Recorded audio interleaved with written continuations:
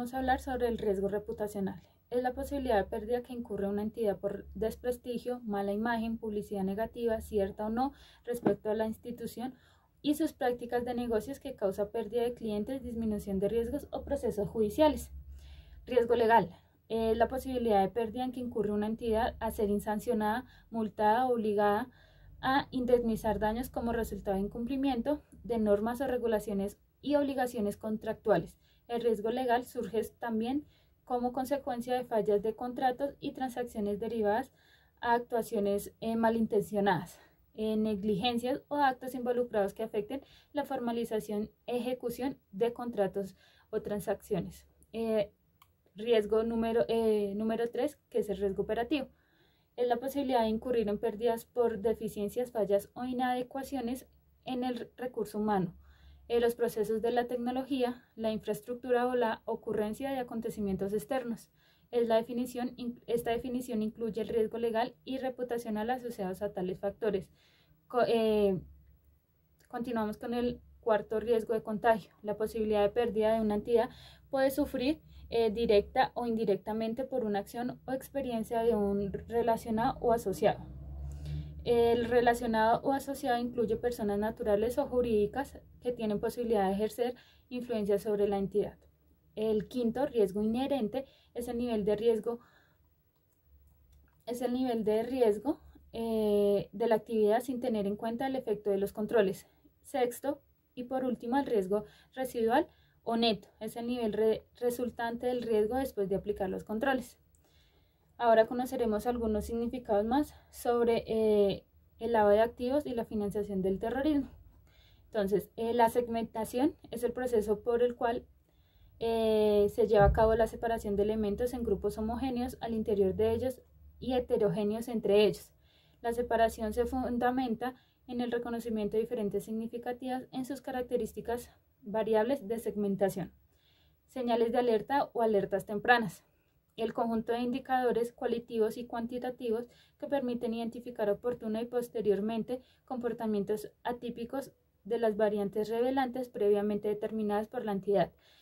Y tenemos algunos servicios que dice que son todas aquellas interacciones de las entidades sometidas a inspección y vigilancia de la SFC con personas diferentes a sus clientes, efectuada por una persona natural y jurídica denominada ordenadamente a través de una entidad autorizada en la respectiva jurisdicción. Seguimos con las transferencias. Es la transacción efectuada por una persona natural o jurídica denominada ordenante a través de una entidad autorizada. Es la respectiva jurisdicción para realizar transferencias internacionales mediante movimientos electrónicos o contables con el fin de que una suma de dinero se ponga a disposición de una persona natural o jurídica denominada beneficiaria y otra entidad autorizada para realizar este tipo de operaciones en ordenante, y el beneficiario puede ser una misma persona. Usuarios. Son aquellas personas naturales o jurídicas a las que sin ser clientes la entidad les presta un servicio. Y por último, el ámbito de aplicación corresponde a las entidades vigiladas diseñar e implementar el SARLAF de acuerdo con los criterios y parámetros mínimos exigidos a la presente circular, sin perjuicio de advertir de acuerdo con el literal del numeral 2 del artículo 102 del EOSF. Deberá estar en consonancia con los estándares internacionales sobre la materia, especialmente los proferidos por el Gafi-Sud. Bueno, en este momento, con lo anterior, podemos recalcar que las entidades sometidas a la inspección y vigilancia de la SFC que deban implementar el SARLAF y que en el desarrollo de su actividad pretendan vincular respecto a estas los componentes del SARLAF adicionalmente deberán verificar en relación con el producto o servicio de que traten la respectiva relación contractual de los potenciales clientes estén aplicando su SARLAF en los términos de la presente circular. El SARLAF que implementen las entidades vigiladas en desarrollo de lo dispuesto en las presentes instrucciones, deberá atender a la naturaleza objeto y demás características particulares de cada una de ellas. Vamos a conocer un poco sobre qué significa el lavado de activos y la financiación del terrorismo. Se entiende por la LAFT la posibilidad del desarrollo de pérdida o daño que puede sufrir una entidad vigilada por la propensión de ser utilizada directamente a través de sus operaciones como instrumento para el lavado de activos o canalización de recursos hacia la realización de actividades terroristas, o cuando se pretendan el ocultamiento de activos provenientes de dichas actividades. Alcance del sistema de administración del riesgo de lavado de activos y la financiación del terrorismo, que es el SARLAF, es el sistema de administración que debe implementar las entidades vigiladas para proteger frente al riesgo del lavado de activos y financiación del terrorismo. Se instrumenta a través de las etapas y elementos. Entonces vamos a conocer un poco sobre las etapas de SARLAF. El SARLAF que implementan las entidades vigiladas deben comprender como mínimo las siguientes etapas: identificación del riesgo, medición o evaluación, control y monitoreo. La identificación del riesgo permite a las entidades vigiladas identificar el lavado de activos y la financiación del terrorismo inherentes al desarrollo de su actividad. Esta etapa debe realizarse previamente al lanzamiento de cualquier producto, modificación de sus características, la incursión de un nuevo mercado, la apertura de operaciones en nuevas jurisdicciones y el lanzamiento o modificación de canales de distribución. La medición o evaluación, concluida la etapa de identificación del SARLAF, debe permitirle a las entidades vigiladas medir la posibilidad o la probabilidad de ocurrencia del riesgo inherente del lavado de activos y la financiación del terrorismo, o a cada uno de los factores del riesgo, así como el impacto en el caso de materializarse mediante los riesgos asociados. El control es la etapa de las actividades vigiladas deben tomar las medidas contundentes a controlar el riesgo inherente al que se ven expuestas en razón de los factores de riesgo y del riesgo asociado. Con el monitoreo, esta etapa debe permitir a las entidades vigiladas hacer seguimiento a los perfiles de riesgo y en general al SARLAF, así como llevar a cabo la detención de operaciones inusuales y sospechosas. Elementos del SARLAF. El SARLAF que implemente las entidades vigiladas deben tener como mínimo los siguientes elementos: políticas, procedimientos, documentación, estructura organizacional, órganos de control, infraestructura tecnológica, divulgación de información y capacitación. Vamos a comentar pues algunas políticas. Son los lineamientos generales que deben adoptar las entidades vigiladas en relación con el SARLAF. Cada una de las etapas y elementos del sistema debe controlar con unas políticas claras y efectivamente aplicables. Procedimientos. Las entidades deben establecer los procedimientos aplicables para la adecuada implementación y funcionamiento de los elementos de las etapas de SARLAF. Los procedimientos que en esta materia adopten las entidades deben cumplir como mínimo algunos requisitos: instrumentar las diferentes etapas y elementos del SARLAF, identificar los cambios y la evaluación de los controles de los perfiles de riesgo, atender los requerimientos de información por parte de las autoridades competentes, dar cumplimiento a las obligaciones relacionadas con listas internacionales vinculantes para Colombia de conformidad con el derecho internacional, y por último consagrar las sanciones por incumplimiento a las normas relacionadas con SARLAF, así como los procesos para la imposición. En este momento los voy a dejar con mi compañera reportera Nicole Abello.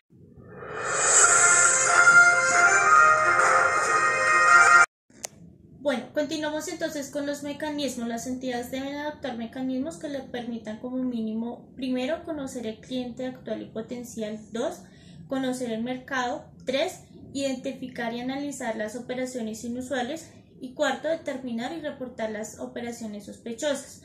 Dentro del SARLAF se tiene en cuenta el conocimiento del cliente, con procedimientos para obtener un conocimiento efectivo, eficiente y oportuno de todos los clientes actuales y potenciales, así como para verificar su información y los soportes de la misma.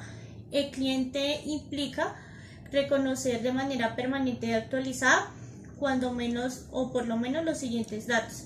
Se debe tener en cuenta su identificación para llenar el formulario exigido, plenamente ya sea de la persona natural o jurídica que se pretende vincular. Se debe validar su actividad económica y sus características, montos, procedencias, ingresos con respecto a sus clientes vigentes. Entonces, continuamos de igual manera con las excepciones a la obligación en el momento de diligenciar el formulario de vinculación. En el desarrollo de este procedimiento del conocimiento, las entidades no están obligadas a exigir el formulario de solicitud de vinculación ni realizar entrevistas potenciales cuando el cliente quiera, a menos de que trate de alguna, operación o producto o servicio. Se debe tener en cuenta las operaciones realizadas por el organismo unilateral y la constitución de fiducias o administración para el pago de sus obligaciones. También entran las personas públicamente expuestas. En este caso, el SAFLAP debe proveer por el procedimiento exigente de vinculación de sus clientes y su monitoreo de operaciones en cuanto a personas nacionales o extranjeras según su perfil y su función. En este caso, un ejemplo, personas que desempeñen algún grado de alto riesgo en las entidades para el lavado de activos inicialmente, y algunas personas que por alguna razón, por su cargo o algo en general o alguna actividad pública, puedan detectar algún grado de poder público o que gocen de algún reconocimiento económico inicialmente. También están los parámetros de conocimiento del cliente, donde se deben implementar o las entidades deben implementar el conocimiento del cliente para atender sus parámetros. Se debe permitir la realización de las diligencias necesarias para corroborar sus datos, en este caso dirección, teléfono, como lo exige un formulario. Se debe contemplar la realización de la entrevista presencial o potencial, dependiendo si se dejará, o por decirlo así, la constancia documentada del empleado de la entidad que lo realizó, y el diligenciamiento del formulario recaudado con los documentos para efectuar el procedimiento señalado en la ley 527 de 1999. También están los riesgos especiales en cuanto a los recursos o campañas públicas, donde el SAFLAP deberá directamente vigilar los productos de los cuales se reciben y se administran los bienes para las campañas políticas, acordar con sus responsables el mismo diseño, su metodología efectiva, eficiente, y validar entonces el ingreso y el egreso de sus aportantes de manera que le permita tener un control y monitoreo estricto de dichas operaciones. El SAFLAP debe tener en cuenta las señales de alerta, en este caso como los hechos o situaciones o eventos que puedan generar alguna relevancia en el funcionamiento de la entidad. Cada uno de estos factores de riesgo y sus características operacionales deben tenerse en cuenta a modo criterio, ya que a juicio de la entidad resulte, o más bien el SAFLAP genera a juicio de la entidad para que resulte adecuado el analizamiento, o por decirlo así, la verificación de dicha señal de alerta que se ha detectado dentro de la entidad. También tenemos o se tiene la segmentación de los factores de riesgo, donde se debe segmentar factores de riesgo directamente con sus características particulares, garantizando el buen funcionamiento de la entidad según su metodología previamente establecida, sin perjuicios, de acuerdo con sus criterios y los que establezca inicialmente la entidad. El monitoreo de las operaciones. Las entidades deben estar en la capacidad de monitorear las operaciones que realicen sus clientes y usuarios a través de los demás factores de riesgo. Está la divulgación de la información. Las entidades deben diseñar un sistema efectivo que garantice y oportuno el reporte tanto de internos como externos para el buen funcionamiento de sus procedimientos y los requerimientos de sus autoridades competentes. Están las transacciones inusuales, donde la entidad debe proveer, o en este caso el SAFLAP, los procedimientos que el responsable en el momento de su detección en la operación sea inusual, reportarla de la misma manera a la unidad competente y se debe indicar el motivo del reporte para determinar su calificación y evaluar esta transacción. Están también las operaciones sospechosas, donde se debe, o más bien el SARLAF, debe proveer por el procedimiento del reporte del funcionamiento o instancia competente con las razones objetivas que ameriten tal calificación. Y por último está la capacitación. Las entidades deben diseñar, programar y coordinar planes de capacitación sobre SARLAF dirigidos a todas las áreas y funcionarios de la entidad. Tales programas, cuando en este caso alguna persona ingrese o sea en general vaya a ser parte de la compañía, pues para efectuar el buen funcionamiento de la entidad. A continuación los dejo con mi compañera Lady, que les va a brindar un poco más de información acerca de la documentación del SARLAF.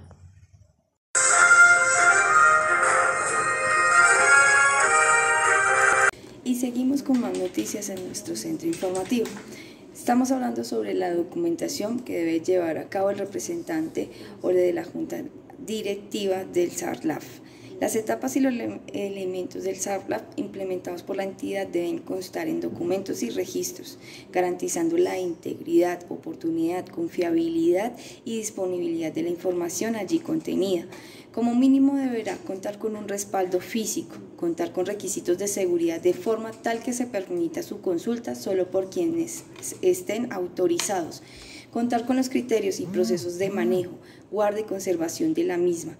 La documentación deberá comprender por lo menos manual de procedimiento del SARLAF, el cual deberá contemplar como mínimo las políticas para la administración del riesgo de lavado de activos, las metodologías para la segmentación, identificación, medición y control de riesgo de lavado de activos, la estructura o organización del SARLAF, las funciones y responsabilidades de quienes participan en la administración del riesgo del LAF, las medidas necesarias para asegurar el cumplimiento de las políticas. Continuamos con las funciones del representante legal. El SARLAF debe contemplar como mínimo las siguientes funciones a cargo del representante legal o quien haga de sus veces. Someter a aprobación de la Junta Directiva u órgano que se haga sus veces en coordinación con el oficial de cumplimiento el manual de procedimientos del SARLAF y sus actualizaciones. Verificar que los procedimientos establecidos desarrollen todas las políticas adoptadas por la Junta Directiva u órgano que hagan sus veces. Adoptar las medidas adecuadas como resultado de la evolución de los perfiles de riesgo, de los factores de riesgo y de los riesgos asociados. Garantizar que las bases de datos y plataforma tecnológica cumplan con los criterios y requisitos establecidos en la presente circular.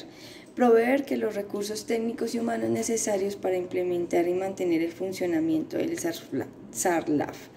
De acuerdo a estos, los requisitos y funciones del oficial de cumplimiento debe otorgar o debe como mínimo ser un segundo nivel jerárquico dentro de la entidad y tener capacidad decisora. Acreditar conocimiento en materia de administración de riesgos. Estar apoyado por un equipo de trabajo humano y técnico de acuerdo con el riesgo del lavado de activos y el tamaño de la entidad.